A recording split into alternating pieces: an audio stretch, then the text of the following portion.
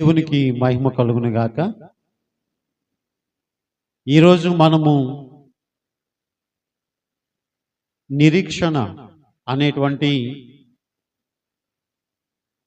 మాట గురించి ధ్యానించబోతూ ఉన్నాం.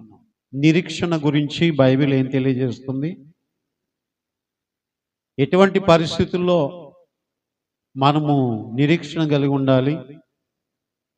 ఎవరు నిరీక్షించారు? అసలు నిరీక్షించవలసినటువంటి అవసరత ఏముంది అనేటువంటి విషయాలు మనం విందాం. ఈ మాట మన జీవన విధానంలో మనము చాలా తక్కువగా వాడుతూ ఉంటుంటాం. ఎప్పుడో కానీ ఈ మాట మన నోట రానే రాదు. ఈ మాట ఒక పేరులాగా పెట్టుకున్నటువంటి వాళ్ళు కూడా ఉన్నారు. ఆడపిల్లల పేర్లు ఉన్నాయి, నిరీక్షణ అని. అలాగే మగవాళ్ళు అయితే నిరీక్షణ రావు అని కూడా పేర్లు పెట్టుకుంటా ఉంటుంటారు. ఈ నిరీక్షణ అనేటువంటి పదం ఇప్పుడు ఉన్నటువంటి స్టూడెంట్స్కి అర్థం కాదు. నిరీక్షణ అని నేను చివరి వరకు చెప్పుకుంటూ వెళ్ళినా ఆ పదానికి అర్థం తెలియకపోతే వినేటువంటి సందేశం అంతా కూడా వ్యర్థమైపోతుంది. ఆ కీవర్డే ఏమండి, ఆ మెయిన్ కీవర్డ్సే మనకు అర్థం కాలేదనుకోండి, ఇక సందేశం అంతా కూడా మనకు అర్థం కాదు. అఫ్కోర్స్ మీలో కొంతమందికి అర్థం అవ్వచ్చు, కానీ ఇప్పుడు పిల్లల్ని అడిగితే నిరీక్షణ అంటే ఏంట్రా అని అడిగితే ఏమో మాకు తెలియదండి, మేము ఎప్పుడూ ఆ పదం వినలేదండి అని ఉంటుంటారు. కనుక వాళ్ళు ప్రజెంట్ జనరేషన్ అంతా కూడా ఇంగ్లీష్ మీడియం చదువుతున్నారు కాబట్టి ఇంగ్లీష్లో కొన్ని పదాలు వాళ్ళు ఆ చదివినప్పుడు, టీచర్ చెప్తున్నప్పుడు ఎక్కడో చోట తగులుతానే ఉంటుంటారు. ఏమండి, అందుచేత కొంత వివరణ కూడా చెప్పాలి. ఎందుకంటే వినేటువంటి వారు ఎట్లా ఉంటారు అంటే, కొంత విద్యావంతులుగా ఉంటారు, కొంత విద్య లేని పామరులాగా ఉంటుంటారు, చిన్నపిల్లలు ఉంటారు, యవనస్తులు ఉంటారు, మరి చదువుకున్నటువంటి వాళ్ళు ఉంటారు, చదువుకోలేనటువంటి వాళ్ళు ఉంటారు. అందరినీ కూడా దృష్టిలో పెట్టుకుని అందరికీ అర్థమయ్యే రీతిలో బోధించడం అనేటువంటిది కూడా ఏమండి ఒక జ్ఞానయుక్తమైనటువంటి సందేశమే. అలాగున మరి అందించడానికి కూడా ప్రయత్నం చేస్తే ఆ సందేశం సఫలమవుతుంది. హల్లెలూయా, హల్లెలూయా. కనుక అందరికీ కూడా అర్థం కావాలి. ఈ నిరీక్షణ అనేటువంటి పదం ఇంగ్లీష్లో మనం చూసినట్లయితే దీన్ని ఏమంటారు అంటే వెయిటింగ్ అంటారు. వెయిటింగ్. ఈ వెయిటింగ్ అనేటువంటి పదం కొన్నిసార్లు మనము రైల్వే స్టేషన్లో వాడుతూ ఉంటుంటాం. I am waiting for the train arrival అనే పదం వాడుతూ ఉంటుంటాం. రైలు యొక్క రాక కొరకు నేను ఎదురు చూస్తున్నాను, దాన్ని ఇంగ్లీష్లో నిరీక్షిస్తున్నాను. ఇంకా పిల్లలు ఏమని ఉంటుంటారంటే I am waiting for the result అని ఉంటాం. అంటే నేను పరీక్షలు రాశాను, దాని తాలూకా రిజల్ట్ కొరకు నేను వెయిట్ చేస్తున్నాను, ఎదురు చూస్తున్నాను, ఆశతో ఉన్నాను, కనిపెట్టుకుని ఉన్నాను అనేటువంటి మాట యొక్క అర్థమే నిరీక్షణ. కనుక చాలా అరుదుగా బైబిల్ గ్రంథంలో 69 మార్లు ఈ నిరీక్షణ అనేటువంటి పదం రాయబడి ఉంది. ఈ నిరీక్షణ అనేటువంటి పదం దేవునికి భక్తులకు మధ్య జరుగుతూ ఉన్నటువంటి ఆ నిబంధన కానీ, లేకపోతే వాగ్దానాల నెరవేర్పు కానీ, అవి వాళ్ళు కనిపెట్టి చూస్తూ ఉన్నటువంటి విధానాన్ని నిరీక్షణ అనేటువంటి పదం వాడారు ప్రియులారా. ఇక రెండవదిగా ఇంగ్లీష్లో చూసినట్లయితే ఎక్స్పెక్టేషన్ అంటే ఎదురు చూపు, లేకపోతే ఆశ. ఏంటి అంటే పరీక్షలు రాసిన తర్వాత ఐ ఆమ్ ఎక్స్పెక్టింగ్ 99% అని ఉంటుంటాం. ఏంటంటే నేను 99% మార్కులను ఆశిస్తూ ఉన్నాను, అన్ని మార్కులు వస్తాయని నేను ఎదురు చూస్తున్నాను. కనుక వెయిటింగ్, ఎక్స్పెక్టేషన్. అలాగే యాంటిపిషియేషన్ అనేటువంటి మాట కూడా ఉంది. ముందస్తుగా ఆశ, లేకపోతే ఎదురు చూడడం. ఇక కొన్ని సందర్భాలలో కూడా ఈ పదాలు వాడబడతా ఉంటుంటాయి. హోప్ అనేటువంటి మాట. మరి నీకు ఏమైనా హోప్ ఉందా అంటే నాకు ఫుల్గా హోప్ ఉంది.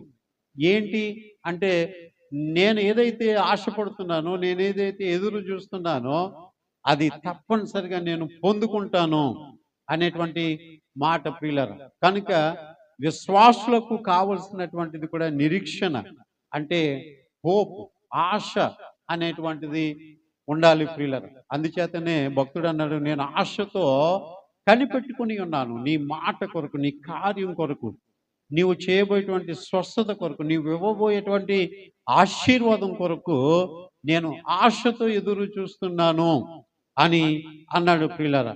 మరొక పదం చూస్తే ప్రాస్పెక్ట్, అంటే అవకాశం, లేకపోతే దృక్పథం.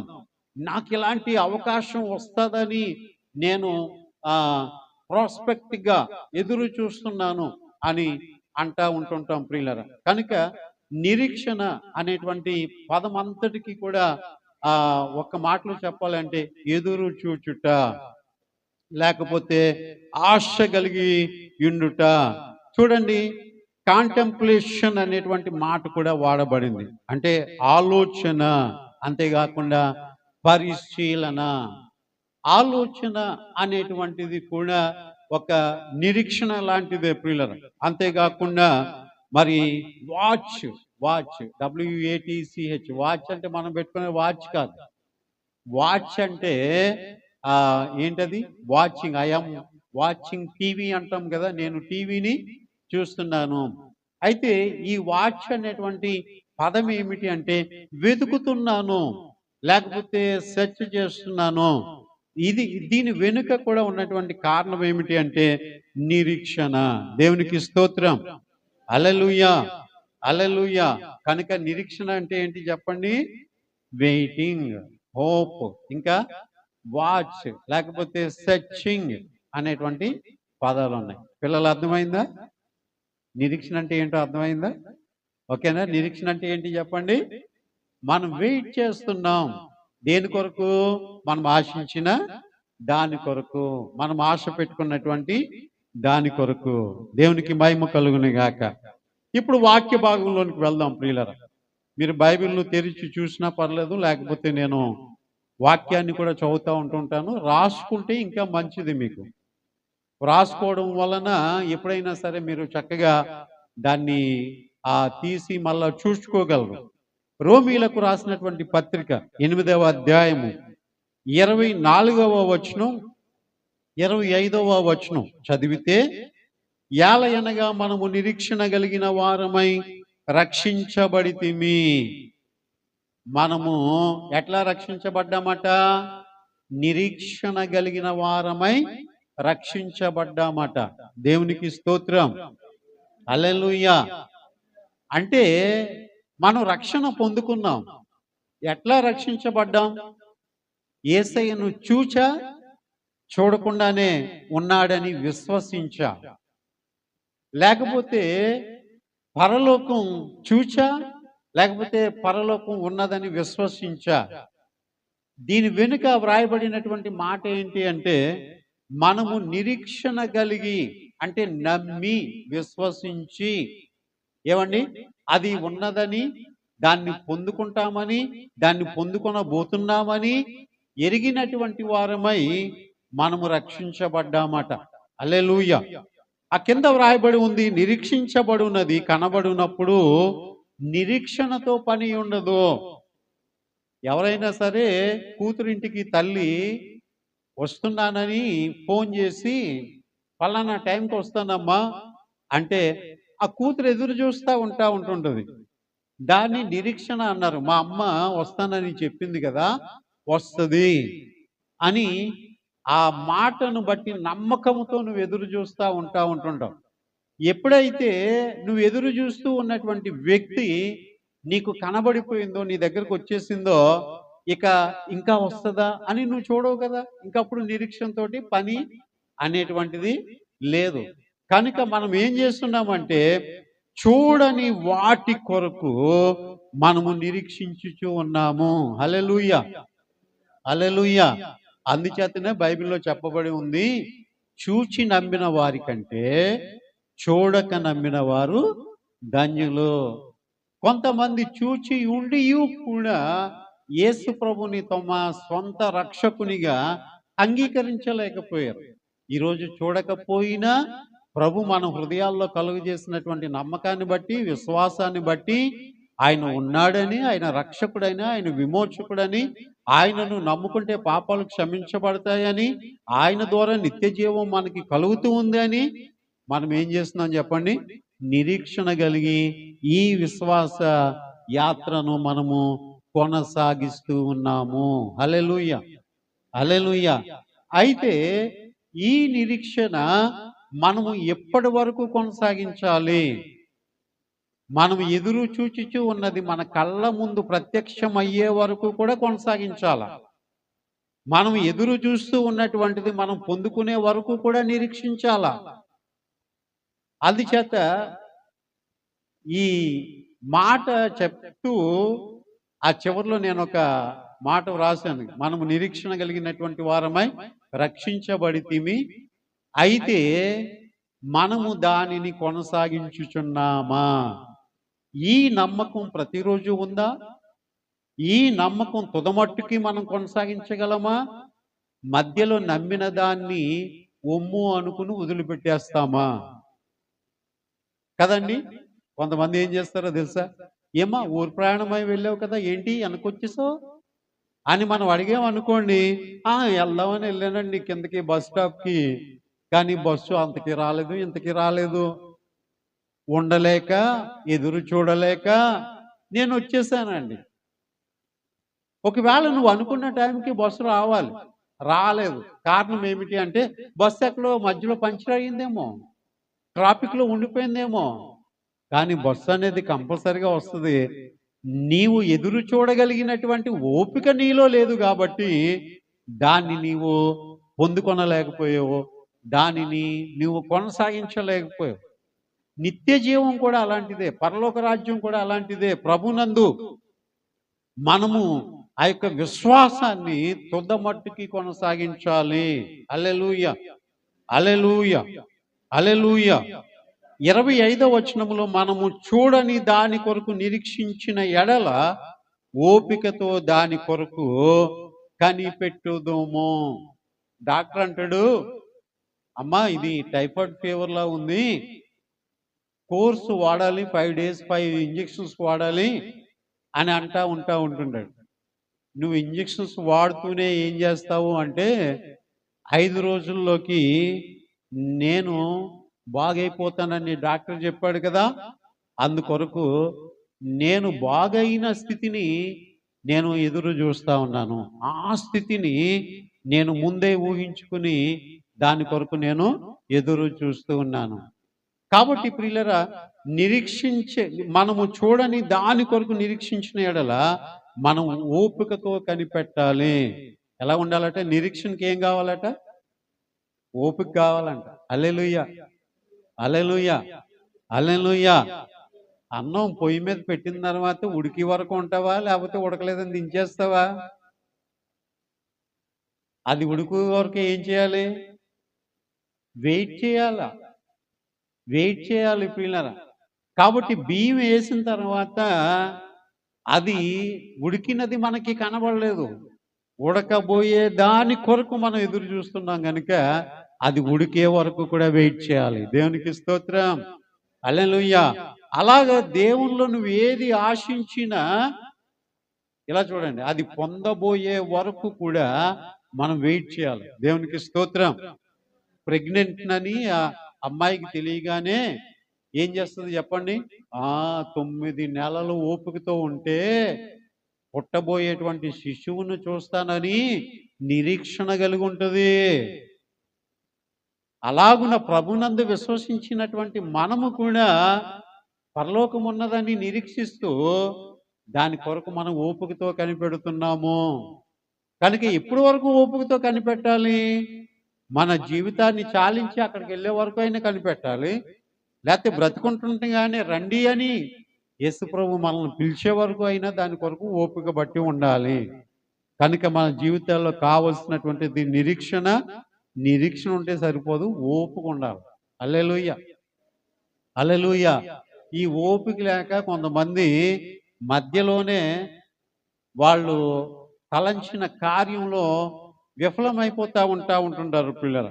అదే రోమీలకు రాసినటువంటి పత్రిక 15వ అధ్యాయము 4వ వచనంలో ఏలయనగా ఓర్పు వలనను లేఖనముల వలని ఆదరణ వలనను మనకు నిరీక్షణ కలుగుటకై పూర్వమందు వ్రాయబడి ఉన్నవన్నీ మనకు బోధ కలుగు నిమిత్తము వ్రాయబడి ఉన్నవి. హల్లెలూయా. ఓర్పు వలనను లేఖనముల వలని ఆదరణ వలనను మనకు నిరీక్షణ కలుగుటకై ఏమండి, నీ నిరీక్షణ కొనసాగించడానికి కానీ, నీవు నిరీక్షణ కలిగి ఉండడానికి కానీ, ఏమండి, నువ్వు ఆశ పెట్టుకుని ఉండడానికి కానీ, నువ్వు ఎదురు చూస్తూ ఉండడానికి కానీ దేవుడట లేఖనాలు ఇచ్చాడట. అంతేకాకుండా ఓర్పునిచ్చాడట. పూర్వమందు జరిగినటువంటి వాటిని దేవుడు ఏం చేశాడట? మనకి బోధింపజేస్తూ ఉన్నాడట. హల్లెలూయా, హల్లెలూయా, హల్లెలూయా. ఏమండి, పూర్వమందు జరిగిన వాటిని మనకి బోధిస్తూ ఉన్నాడట. ఎవరితోటైనా సరే కొన్ని మార్లు నేను రాశాను కానీ నాకు ఏది జాబ్ దొరకలేదండి, ఎక్కడ పాస్ అవ్వలేకపోయానండి, ఏమండి, ఎక్కడ కూడా నేను ఉద్యోగం సంపాదించలేకపోయానండి, ఇక నా ప్రయత్నం విరమించుకుంటున్నానండి అని ఎవరైనా నీతోటంటే అదే నీ జీవితంలో అలాంటి స్థితిని అనుభవించి నువ్వు ప్రయత్నం చేసి నీవు సంపాదించినటువంటి ఆ ఉద్యోగం విషయంలో నువ్వేం చేస్తావంటే సాక్ష్యం చెప్తావు. నేను కూడా ప్రయత్నం చేసినప్పుడు ఇలాగే అనుకున్నాను, నేను నీలాగే అనుకున్నాను, కానీ నేను చేసి ఏం చేశానంటే ఫలితం సాధించాను. అట్లాగే నువ్వు కూడా ఫలితాన్ని సాధిస్తావు అని కొంతమంది అనుభవజ్ఞులు మనకి తెలియజేస్తూ ఉంటుంటారు. దేవుడట పూర్వమందు జరిగినటువంటి వాటిని మనకు బోధించు నిమిత్తము దాన్ని పరిశుద్ధ గ్రంథంలో వ్రాయించి ఉంచాడట. హల్లెలూయా. ఇచ్చుండన్న, ఇది చూస్తూ వినండి. దాన్ని వ్రాయించి ఉంచాడట. కాబట్టి పూర్వమందు జరిగినటువంటివి ఏంటి? ఆ వ్రాయబడినటువంటి సంగతులు ఏంటి? ఇంకా 15వ అధ్యాయం 13వ వచనంలో కాగా మీరు పరిశుద్ధాత్మ శక్తి పొంది విస్తారముగా నిరీక్షణ గలవారొగుటకు నిరీక్షణకర్తయగు దేవుడు విశ్వాసము ద్వారా సమస్తానందముతోనూ సమాధానముతోనూ మిమ్మును నింపునుగాక. హల్లెలూయా. దేవుడట విశ్వాసమునకు కర్త. అలాగే ఈ వాక్యంలో చెప్పబడి ఉంది నిరీక్షణకు కర్త. హల్లెలూయా, హల్లెలూయా. అయ్యా, నాలో నిరీక్షణ అంటూ పుట్టించగలిగినటువంటి వాడు నీవే.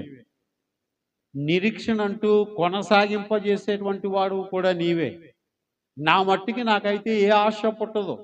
నాకైతే నా మట్టుకి ఏ ఆశలోనూ కూడా కొనసాగలేను ముందుకి.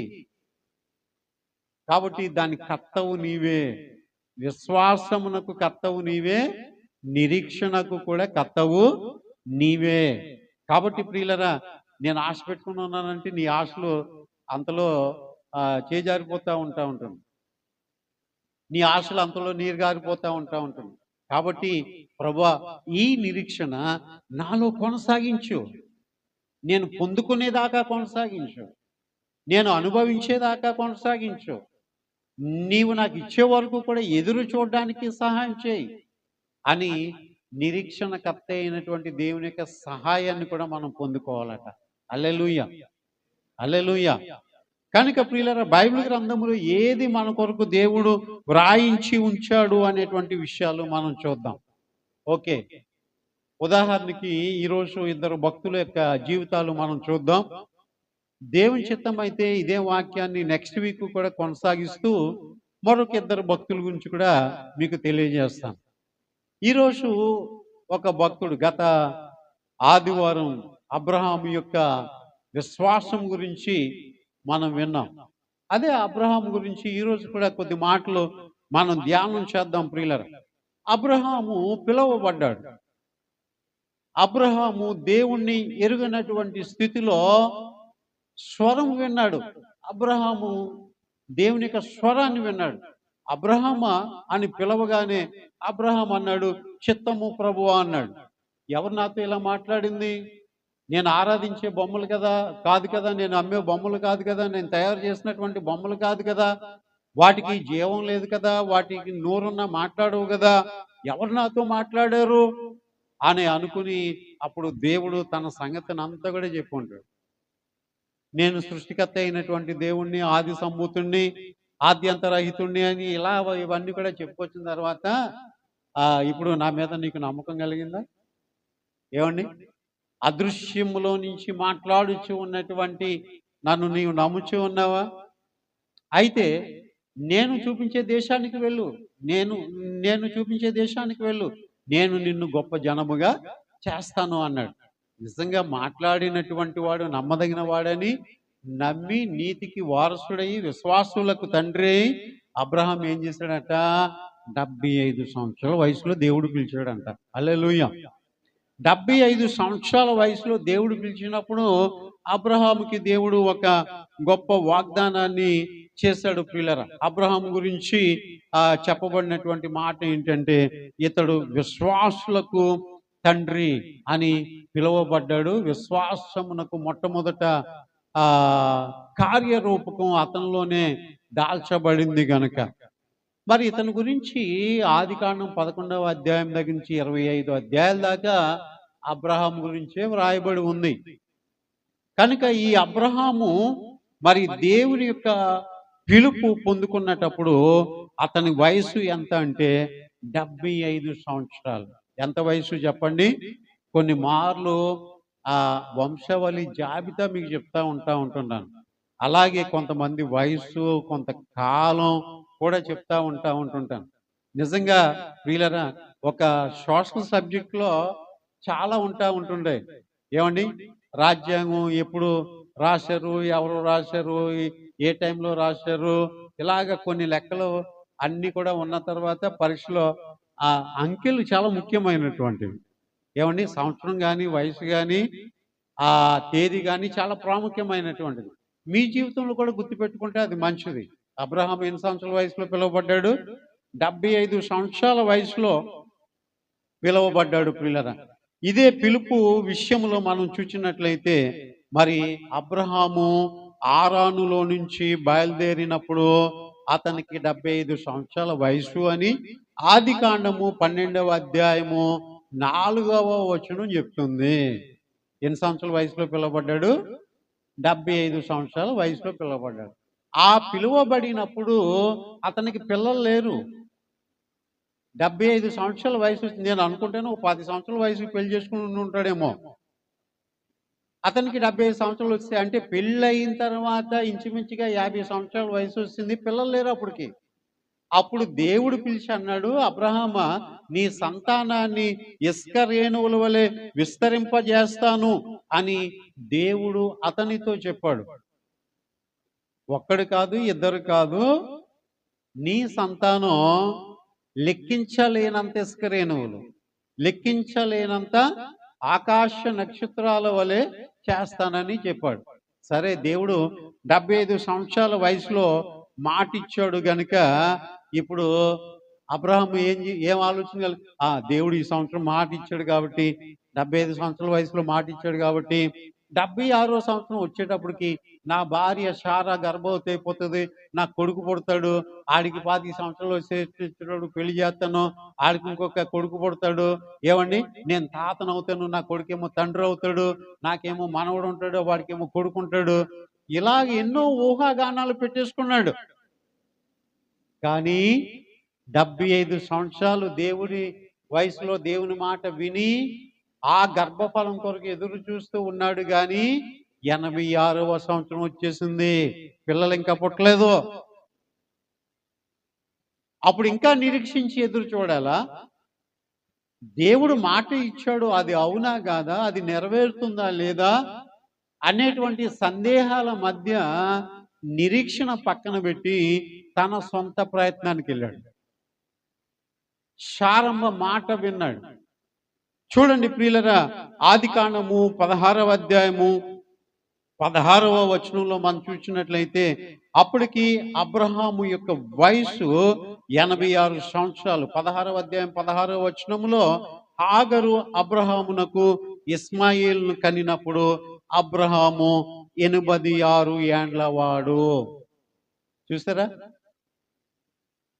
ఈరోజు మనం వినేటువంటి సందేశం ఏమిటి అంటే, నిరీక్షణతో ఎదురు చూడవలసినటువంటి మనము అది పొందుకునే వరకు కూడా ఎదురు చూడకుండా దారిలో మనము అడ్డుదోవలు పడతా ఉంటుంటాం. ఇది ఎంత మాత్రము కూడా దేవునికి ఇష్టమైనటువంటిది కాదు, దేవుని చిత్తమైనటువంటిది కాదు. ఈరోజు ప్రపంచ దేశాలలో యుద్ధ వాతావరణం నెలకొల్పబడి ఉంది. ఇజ్రాయేలు దేశం మీద ఇరాను, ఇరాక్ ఇలా కొన్ని అరబ్ కంట్రీస్ యుద్ధం చేస్తున్నాయి అంటే ఆ రోజు అబ్రహాము తీసుకున్నటువంటి ఒక తప్పుడు నిర్ణయం. వాగ్దాన పుత్రుడు కొరకు ఎదురు చూడవలసినటువంటి అబ్రహాము ఈ లోపల సొంత ప్రయత్నాలు చేసి నా భార్య వలన ఎలాగా పుట్టదులే, ఆమె యొక్క దాసి వలనైనా నేను గర్భఫలాన్ని సంపాదించుకుందామని చెప్పి హాగరు వలన ఇస్మాయిల్ని కన్నాడట. నేను ఉంటుంటాను, మీరు ఎదురు చూస్తున్నది అది దొరికే సమయం వరకు ఎదురు చూడకుండా మధ్యలోనే దాన్ని సంపాదించుకుందామని అడ్డుదోవలో వెళ్తే అది దొరికేది వాస్తవమైనటువంటిది కాదు, అది దొరికేది దేవునికి చిత్తమైనటువంటిది కాదు. దేవుడు అంచెలంచెలుగా నిన్ను దీవిస్తాను అని చెప్పినప్పుడు ఆ దీవెన కొరకు నువ్వు ఎదురు చూడాలి తప్ప ఇంతలో మనం అడ్డుదోవలు త్రొక్కి దొంగతనం చేసో, అబద్ధమాడో, లంచగొండులం అయిపోయో, అలాగో ఇలాగో సంపాదించుకుందాము అనుకున్నటువంటిది అది విశ్వాస జీవితం కానే కాదు ప్రియులారా. మనము నిరీక్షణతో ఎదురు చూస్తున్నది పొందుకునే వరకు కూడా దాని కొరకు ఏం చేయాలి? నిరీక్షణకి ఏం కావాలని చెప్పాను? ఓపిక కావాలి. నిరీక్షణకి ఏం కావాలి? ఓపిక కావాలి. నిరీక్షణకు ఓపిక కావాలి ప్రియులారా. ఓపిక లేనటువంటి వారు నిరీక్షించలేరు. ఏమండి, ఎవరైనా ఒక మాట చెప్తే దాని కొరకు నిరీక్షించడం ఎంత గొప్ప సంగతో. ఒకరోజు యేసన్న గారు పాస్టర్ గారికి ఫోన్ చేశారట. పాస్టర్ గారు, నేను మీ ఊరు దాటి ఇంకా కొంచెం దూరం ఒక ప్రదేశానికి వెళ్తా ఉన్నాను, అక్కడ ఒక సభ జరగబోతుంది, అక్కడ నేను ప్రసంగించబోతూ ఉన్నాను. ఆ ఊర్లో మైక్ లేదంట. పాస్టర్ గారు, మీ దగ్గర ఉన్నటువంటి ఆ సౌండ్ సిస్టమ్ లేకపోతే ఆ సౌండ్ బాక్స్ పట్టుకుని మీ ఊరి దగ్గర వేచి ఉండండి, నేను వస్తాను, నేను వచ్చి మిమ్మల్ని తీసుకుని వెళ్తాను, మనం అక్కడ మీటింగ్ జరిపించాలా అని చెప్పి ఈ యేసన్న గారు కబురు చేశారట. ఈ కబురు అందుకున్నటువంటి పాస్టర్ గారట అతను ఉన్నటువంటి ఊరు బస్ స్టాప్లో ఆ యాంప్లిఫైర్ సౌండ్ బాక్స్ పట్టుకొని అక్కడ అలా ఎదురు చూస్తున్నాడట యేసన్న గారి గురించి. యేసన్న గారు అంతకీ రావట్లేదు, ఇంతకీ రావట్లేదు. ఇంతకీ యేసన్న గారు ఏం చేశారు అంటే, ఆయన పొద్దున్న 9 గంటలకు బయలుదేరి 9:30 కల్లా అక్కడ ఉండమన్నటువంటి వాడు అక్కడ ఉంటే అతన్ని మర్చిపోయి 10 గంటలకి మీటింగ్ స్థలానికి వెళ్ళిపోయాడట. అర్రే మర్చిపోయి వచ్చేసానే అని చెప్పి సౌండ్ బాక్స్ లేకపోయినా, యాంప్లిఫైర్ లేకపోయినా గొంతు చించుకుని ప్రసంగం చేసి తిరిగి వచ్చేస్తున్నారట.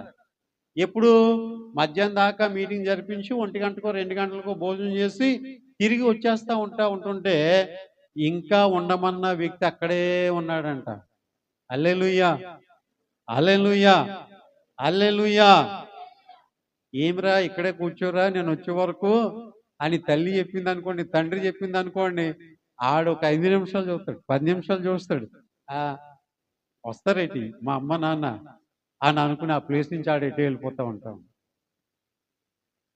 కానీ ఆ దైవ సేవకుడు చూడండి ప్రియులారా, 9:30కు వస్తానని అన్నాడు ఏసన్న,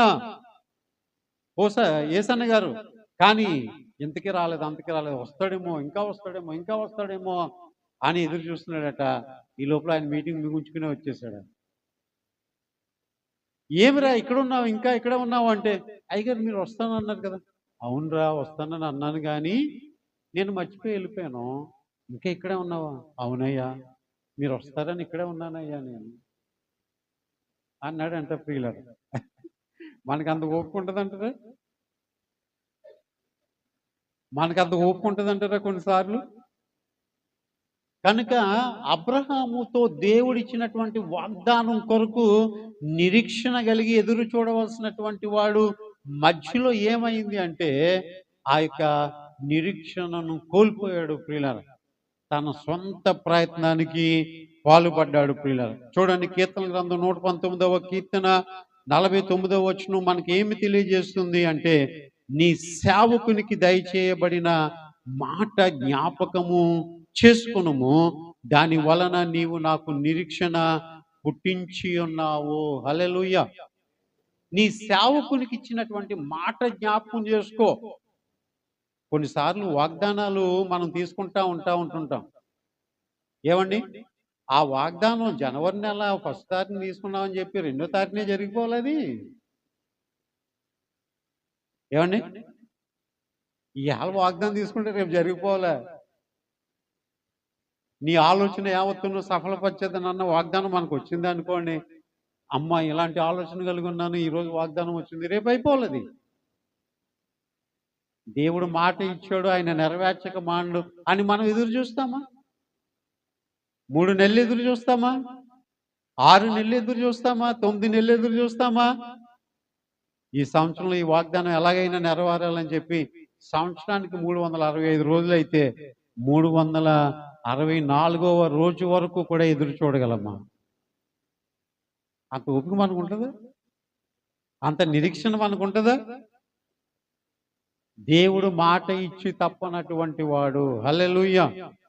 అందుచేతనే భక్తుడు ఏమని అన్నాడంటే, నీ సేవకునికి దయచేపడిన మాటను జ్ఞాపకం చేసుకున్నాము, దాని వలన నాకు నిరీక్షణ పుట్టించు ఉన్నది. నువ్వు మాట ఇచ్చో నాకు నిరీక్షణ పుట్టింది. అవును, దాన్ని పొందుకుంటాననేటువంటి ఆశ నాకు కలిగింది. అది నాకు ఇస్తామనేటువంటి ఆశ కలిగింది. కనుక 86 సంవత్సరాల వయసు వచ్చేటప్పటికి నిరీక్షణ నుంచి తొలగిపోయాడు. అప్పుడు మళ్ళా దేవుడు ఏమని అన్నాడు తెలుసా? 17వ అధ్యాయం 1వ వచనంలో ఒక మాట అన్నాడు. ఏమని అంటే చూడండి, అతని యొక్క పేరును అబ్రహాముగా మార్చి, అబ్రహాము 99 ఏండ్ల వాడైనప్పుడు యెహోవా అతనికి ప్రత్యక్షమై, నేను సర్వశక్తి గల దేవుడను, నా సన్నిధిలో నడుచుచు నిందారహితుడవై ఉండుము. హల్లెలూయా. నిందారహితుడవై ఉండు. ఏమండి, నిరీక్షణ కోల్పోతే మనం నిందల పాలైన వారం అవుతాము. నిరీక్షణ కోల్పోయినటువంటి వారు తప్పిదాలకు పాల్పడతారు కనుక దేవుడు అటువంటి వారి మీద నింద మోపుతా ఉంటుంటాడు. కనుక నిందారహితుడవై ఉండు 17వ అధ్యాయంలో అంటూ ఉన్నాడు. 18వ అధ్యాయం వచ్చేటప్పటికి ఎండవేళ గుడారమందు ఆ మమ్రే వృక్షము కింద కూర్చుని ఉన్నటువంటి అబ్రహాముకి దేవుడు ప్రత్యక్షమయ్యాడు. అప్పటికి ఎన్ని సంవత్సరాల వయసు తెలుసా అండి? 99 సంవత్సరాల వయసు. హల్లెలూయా. ఎన్ని సంవత్సరాల వయసులో దేవుడు మాట ఇచ్చాడు? 75 సంవత్సరాల వయసులో. ఎన్ని సంవత్సరాల వరకు అది నెరవేరలేదు? 99 సంవత్సరాలు వచ్చేసింది. అయినా కనిపెట్టి ఉండలేకపోయాడు. కానీ దేవుడు తన చిత్తాన్ని నెరవేర్చాలని అనుకున్నాడు. 18వ అధ్యాయం దగ్గరికి వచ్చేటప్పటికి నీ భార్య ఏది? శారమ్మ ఇదిగో నాయన గుడారంలో ఉంది. ఆమె ఇలాగ తెరచాటు నుంచి ఆలకిస్తుందంట. ఏం మాట్లాడుకుంటున్నారు? మా ఆయన దేవదూతలు, మా ఆయన దేవుడు ఏం మాట్లాడుకుంటున్నారు అని అంటే, అప్పుడు దేవుడు అంటున్నాడంట అబ్రాహాముతోటి, అబ్రాహ్మా ఇదిగో వచ్చే ఏట శారా గర్భవతి అయి ఉంటది. ఆమె యొక్క కౌగిట్లో కుమారుడు ఉంటాడు. అంటే శారమ్మ నవ్విందంట. శారమ్మ నవ్విందంట. దేవుని యొక్క మాటలు కొన్నిసార్లు నవ్వుదలగా ఉంటుంటే, ఏం దిక్కులే ప్రభువా, ఈ వయసులో నాకు పెళ్ళి అవుతుందా? ఈ వయసులో నేను స్థిరపడతానా? ఇంత పోటీ ప్రపంచంలో నా వ్యాపారం అభివృద్ధి పొందుతుందా? ఏంటి నా స్థితి ఏంటి? నాకు సొంత ఇల్లు వస్తుందా? నా బిడ్డలు విదేశాలు వెళ్తారా? ఎందుకయ్యా నా అర్హతను మించినటువంటి వాగ్దానాలు నువ్వు నాకు చేస్తా ఉంటుంటే నమ్మశక్యంగా లేదే అని ఉంటుంటాం ప్రియుల. కానీ దేవునికి అసాధ్యమైనటువంటిది ఏది కూడా లేదు ప్రియుల.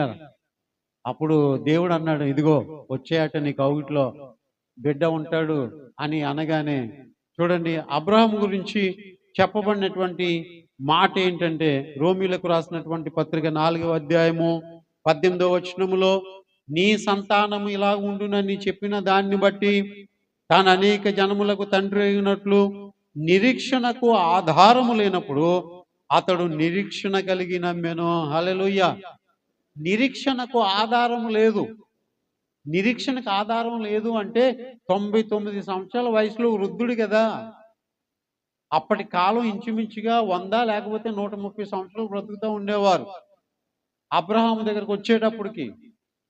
కానీ అబ్రహాము నిరీక్షించడానికి అవకాశం లేదు. ఇంకా నిరీక్షించడానికి అవకాశం లేదు. ఇంకా నా జీవితంలో కూడా ఇలాంటి పరిస్థితి ఎదురవుతూ ఉంది. ప్రభువా వయసు అయిపోతూ ఉంది అనే మాట దేవుని దగ్గర నేను పెడతా ఉంటుంటాను. ఇప్పటికే ఈ వయసుకే చాలా అవి జరగాలి, చాలా అనుకున్న స్థితిలో ఉండాలి, కానీ లేదు. కానీ నువ్వు ఒక్క రోజులో పరిస్థితిని అంతటిని కూడా మార్చగలిగినటువంటి దేవుడు అని నేను నిరీక్షించి ప్రార్థన చేస్తున్నాను. హల్లెలూయా, హల్లెలూయా, హల్లెలూయా. అది ఆశలు పెట్టుకునే టైం కాదు అబ్రహాం కాదు. బలము ఉడిగిపోయినటువంటి పరిస్థితి. శారా గర్భం కూడా యుక్తప్రాయంగా లేదు. ఒక బిడ్డను క్యారీ చేయగలిగినంతగా ఏమంటారు అచ్చ తెలుగులో గర్భసంచి అనుకూలంగా లేదు. ఏమండి, నిరీక్షణకు ఆధారము లేనప్పుడు ఒకానొక సమయంలో ఫెయిల్యూర్ అయినప్పటికీ కూడా దేవునికి అసాధ్యమైనటువంటిది ఏది లేదు. ఆయన మరలా 2వ మారు చెప్పాడు, 3వ మారు చెప్పాడు, ఆయన తప్పక చేస్తాడని నమ్మినందు చేత 99 సంవత్సరాల వయసులో శారా గర్భవతి అయింది. హల్లెలూయా, హల్లెలూయా. ఇది ఎలాగూ జరుగునా అని నమ్మింది గనుక శారా ముసలమ్మ గర్భవతి అయిందంట అని ఆ నోట ఈ నోట విని అందరూ కూడా నవ్వుకున్నారంట. శారమ్మ నువ్వు ఎందుకు నవ్వు? నిన్ను గురించి విన్నటువంటి వారు అందరూ కూడా నవ్వుతారు అన్నట్లుగా శారమ్మ గర్భవతి అయిందంట. ఏమండి, అబ్రహాము నిరీక్షణ ఫలించిందంట. దేవుడు తన వాగ్దానాన్ని నెరవేర్చాడంట. వాళ్ళు ఎదురు చూసింది కన్నులారా చూడబోతున్నారట. దేవుడు మాట ఇచ్చిన ప్రకారంగా అబ్రహాము శారా కౌగిట ఇస్సాకు జన్మించాడు. ప్రియులారా, ఇస్సాకు ఉంచబడ్డాడు. దేవునికి స్తోత్రం. హల్లెలూయా, హల్లెలూయా. కనుక నిరీక్షణకు ఆధారము లేనప్పుడు అబ్రహాము నమ్మాడు. నీ జీవితంలో కూడా నేను చెప్తా ఉన్నాను, ఇది సాధ్యం కాదులేండి.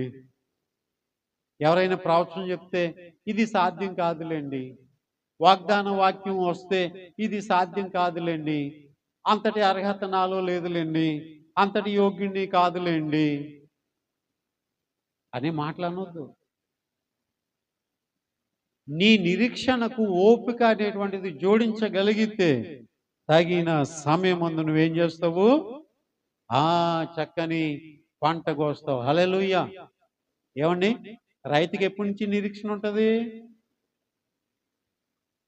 విత్తనాలు చేతబట్టుకుని అతడు వెళ్ళినప్పుడు, నేనైతే ఒక బస్తా విత్తనాలు పట్టుకుని వెళ్తున్నాను కానీ కొన్ని బస్తాల ధాన్యాన్ని నేను తెస్తాను అనేటువంటి నిరీక్షణతో వెళ్తాడు. హల్లెలూయా. ఈ సంవత్సరం నా పంట పండుతుంది అనే నిరీక్షణతో వెళ్తాడు. ఈ సంవత్సరం అత్యధికమైనటువంటి ఫలదాయం నేను పొందుతానని ఆ నిరీక్షణతో ఉంటుంటాడు. ఆ నిరీక్షణ అతన్ని నడిపిస్తుంది. ఆ నిరీక్షణ అతన్ని జీవింపజేస్తుంది. మనము కూడా చూడని వాటి కొరకు మనము నిరీక్షణ కలిగి ఉన్నాం. హల్లెలూయా. హల్లెలూయా.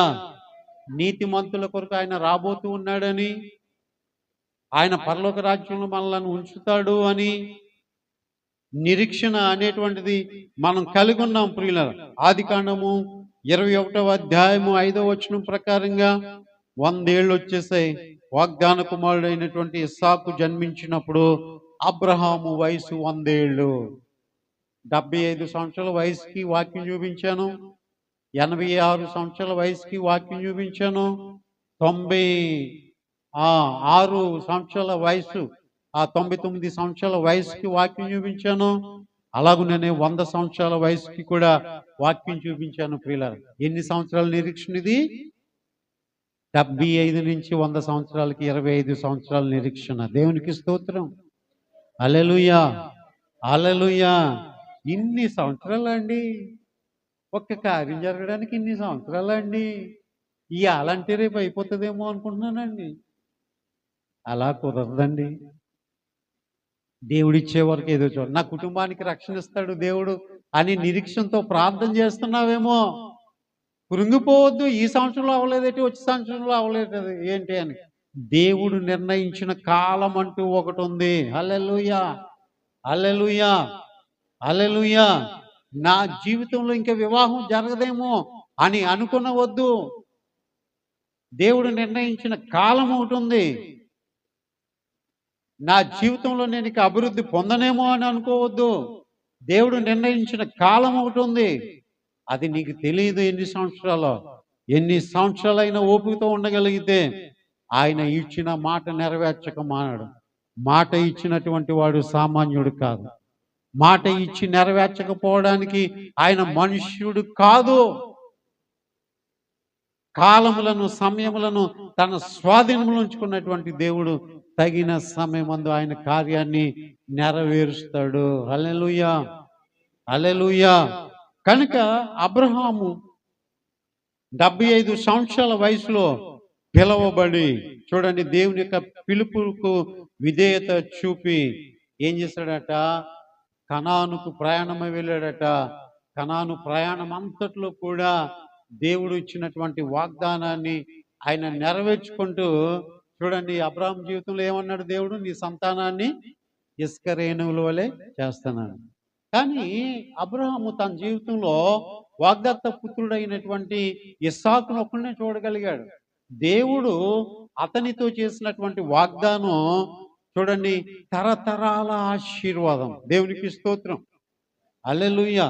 అతని జీవితం మట్టికే కాదు, అతని యొక్క పిల్లల పిల్లలకు సంబంధించినటువంటి వాగ్దానాన్ని దేవుడు ఇచ్చాడు.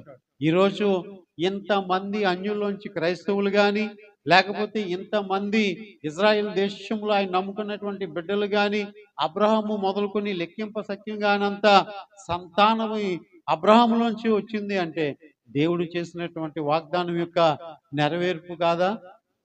ఒకవేళ ఆయన నీ జీవితంలో విడువని ఎడబాయనని అన్నాడేమో, ఒకవేళ ఆయన విడిచినట్టుగా కనబడుతుందేమో, కానీ ఆయన ఎడబాసే దేవుడు మాత్రం కాదు. హల్లెలూయా. హల్లెలూయా. హల్లెలూయా. ఆయన అంటాడు, నీ బహుమానాన్ని నేను దీవిస్తాను అని అంటే, ప్రభువా అంతటి స్తోమత నాకు లేదులే, నా పిల్లలకు లేదులే, కోఆపరేటివ్ స్కూల్లో చదివించుకోలేములే, ఉన్నతమైనటువంటి ఫీజులు కట్టుకోలేములే అని నువ్వు అనుకుంటున్నావేమో. దేవుడు ఆయన ఆశీర్వదిస్తే అది ఎప్పటికీ కూడా అది ఆశీర్వాదకరంగా ఉంటుంది.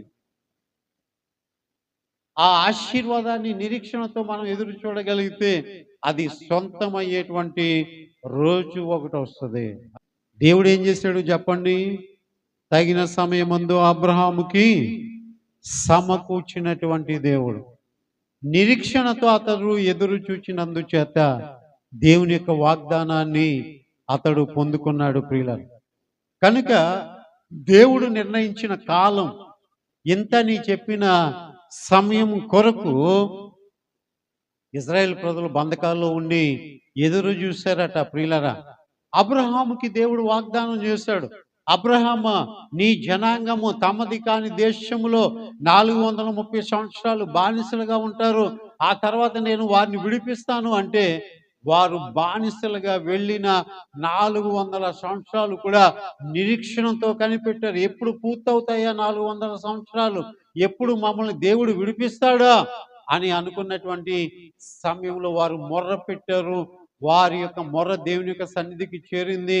వారి బాధలు ఆయన చూడ దిగి వచ్చాడు, వారిని విడిపింప దిగి వచ్చాడు. వారి మొర్ర నా చెవిని జొచ్చింది అని దేవుడు అంటూ, చూసారా, 430 సంవత్సరాలు అయ్యేటప్పటికి దేవుడు అందుకొరకు ముందుగానే మోషే అనేటువంటి ఒక నాయకుని 80 సంవత్సరాల క్రితమే దేవుడు ఏర్పాటు చేసి సిద్ధపరిచి అద్భుత రీతిగా ఆశ్చర్య రీతిగా ఆ యొక్క ఐగుప్తు యొక్క దేశము నుంచి వారిని విడిపించి తీసుకుని వచ్చాడు. బబులోను చెర విషయంలో కూడా ఇదే జరిగింది. 70 సంవత్సరాలు సంపూర్తి అయిన తర్వాత అద్భుతంగా వాళ్ళు మరలా వాళ్ళ దేశానికి తిరిగి వచ్చారు. దేవుడు నిర్ణయించిన సమయం అంటూ ఒకటి ఉంది. ఆ సమయం కొరకు మనం ఎదురు చూడాలి. దానినే మనము నిరీక్షణ అని అన్నాం. కనుక మనము రక్షించబడినప్పుడు ఎట్లా రక్షించబడ్డామట? నిరీక్షణ గలవారమై రక్షించబడితిమి. హల్లెలూయా. నువ్వు వచ్చినప్పుడు దేవుని దగ్గరికి ఏమని వచ్చావు? నువ్వు వచ్చినప్పుడు దేవుణ్ణి ఎలా నమ్మి వచ్చావు? ఆయన ఉన్నాడని, తన్ను అడుగు వారికి ఫలము దయచేవాడని నమ్మి వచ్చావు కదా. మరి ఆ నమ్మకం దేవుని కొరకు దేవునిలో ఎదురు చూస్తున్నటువంటి కార్యాల పట్ల ఏమైంది నీకు? అది కనుక నమ్మినటువంటి నీవు ఎదురు చూడాలి, ఓపికతో ఎదురు చూడాలి, నిరీక్షణ కలిగి ఎదురు చూడాలి. దేవుడు తగిన సమయమందు ఆయన కార్యము చేయక మానడు ప్రియులరా.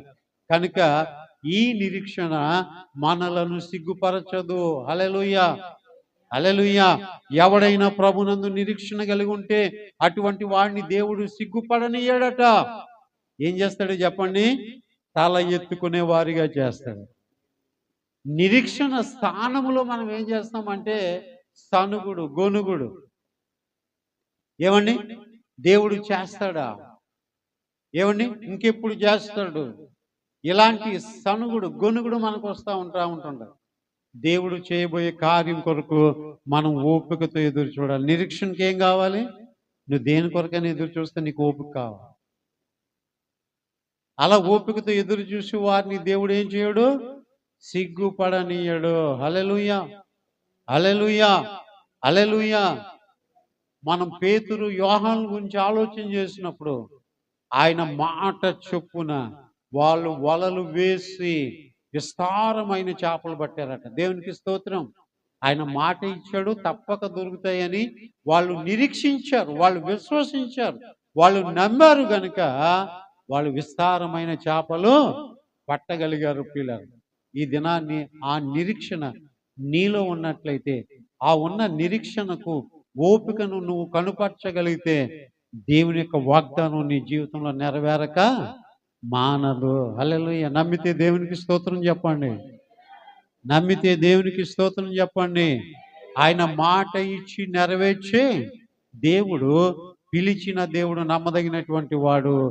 నిరీక్షణకు ఆధారము లేనప్పుడు కూడా అబ్రహాము దేవుని యందు నిరీక్షణ ఉంచి గర్భఫలాన్ని పొందగలిగాడు. కనుక నీ జీవితంలో నిరీక్షించడానికి అసలు ఆధారమే లేదు, అవకాశమే లేదని అనుకుంటున్నావా? అటువంటి పరిస్థితుల్లో కూడా నమ్ము, దేవుడు తప్పక నీ నిరీక్షణను ఆయన సిగ్గుపడనీయడు. నీ నిరీక్షణ బట్టి ఆయన నిన్ను సిగ్గుపడనీయడు. తల ఎత్తుకునేవాడిగా చేస్తాడు ప్రియులారా. కాబట్టి కనిపెట్టండి, ఎదురు చూడండి, ఆశ కలిగి ఉండండి. ఏమండి, ఆలోచించండి, పరిశీలించండి, పరీక్షించండి, వెతకండి, తట్టండి, అడగండి. ఆయన ఇచ్చేటువంటి దేవుడై ఉంటూ ఉన్నాడు. కనుక ఈ నిరీక్షణ మనలను సిగ్గుపడనీయదు. ఈ నిరీక్షణ ద్వారా మనము రక్షించబడ్డాము కనుక ఆ నిరీక్షణలో మనము మన జీవితాన్ని తుదమట్టుకి కొనసాగిందాం. దేవుడి మాటలు దీవించి ఆశీర్వదించునుగాక. ఆమేన్, ఆమేన్.